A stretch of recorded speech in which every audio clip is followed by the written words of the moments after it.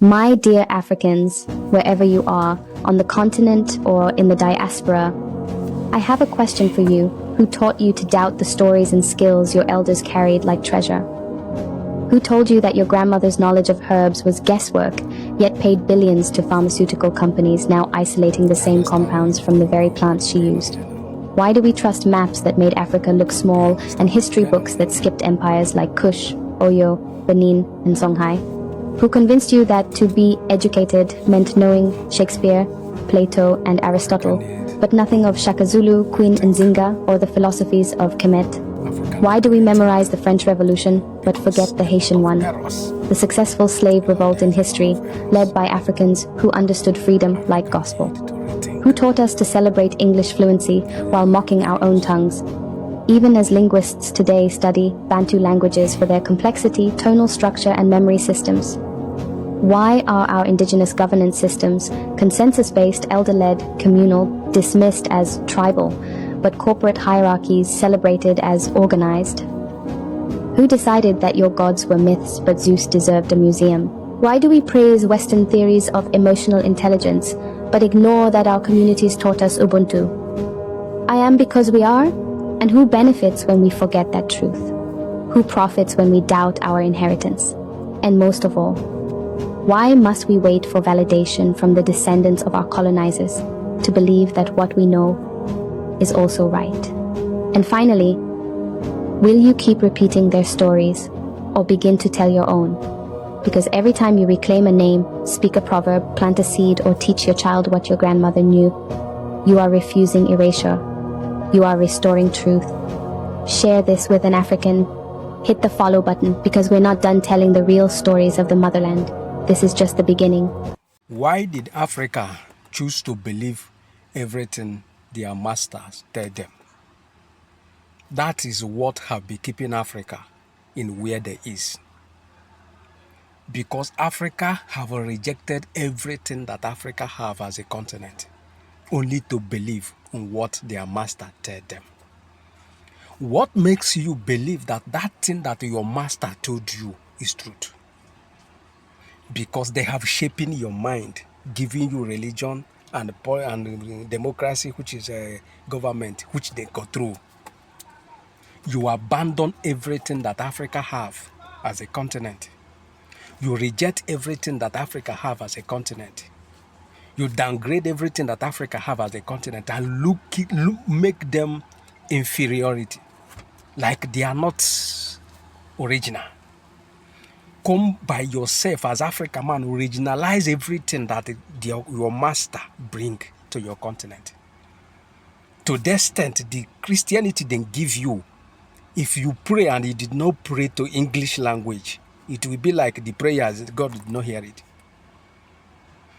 Then bring the Christianity, name every name of the Bible name, angel, everything in that Bible, they name it with English language.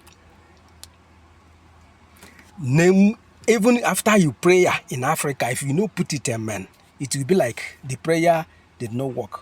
And out of 80% of Christian, if you then pray, you did not put amen. If you speak another thing where it's not that amen, then we see that you are unbeliever.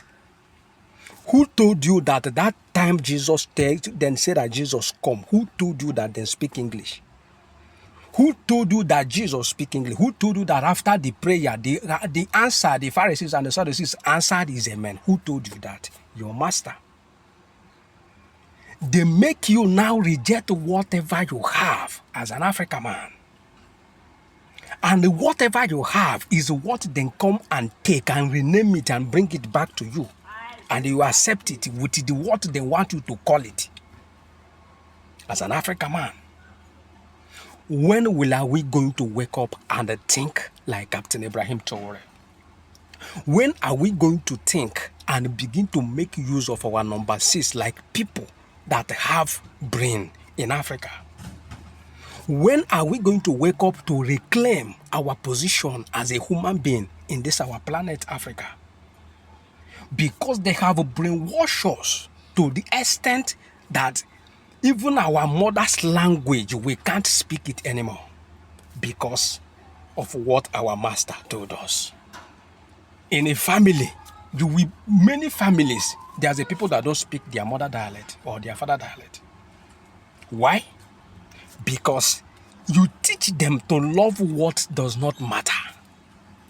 In out of 44 countries in Europe, how many people speak English?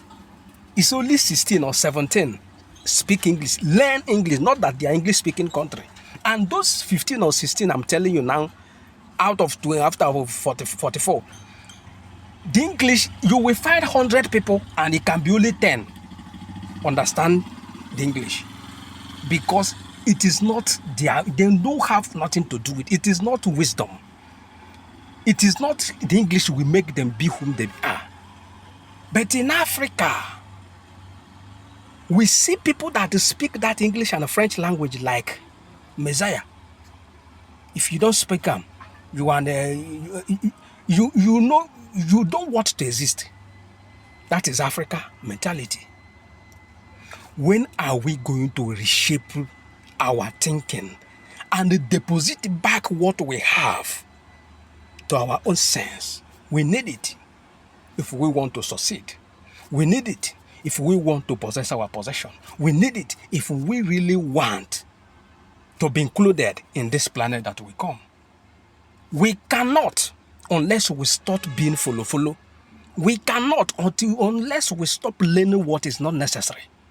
It is only in Africa, and when Africa learn that English finish and learn that French language finish, professor will only use it to ring election. You see, Africa man. To after the English and everything you study, become a professor, the only work he will do in Africa is to ring election, store ballot box, put illiterate in the post to become a president.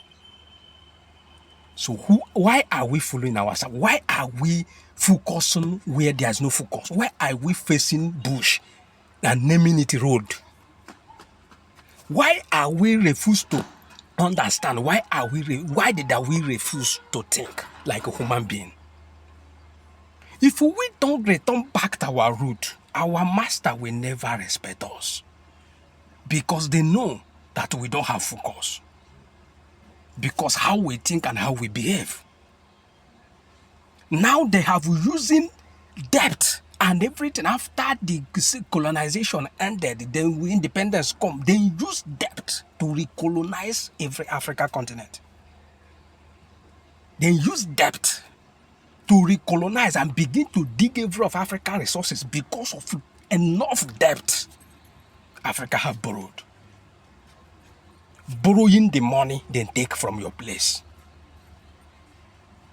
Don't you see that there's something wrong with Africa? Thinking like Captain Ibrahim Traore is always the best if we want to succeed in this, our planet. Don't forget to touch the share button.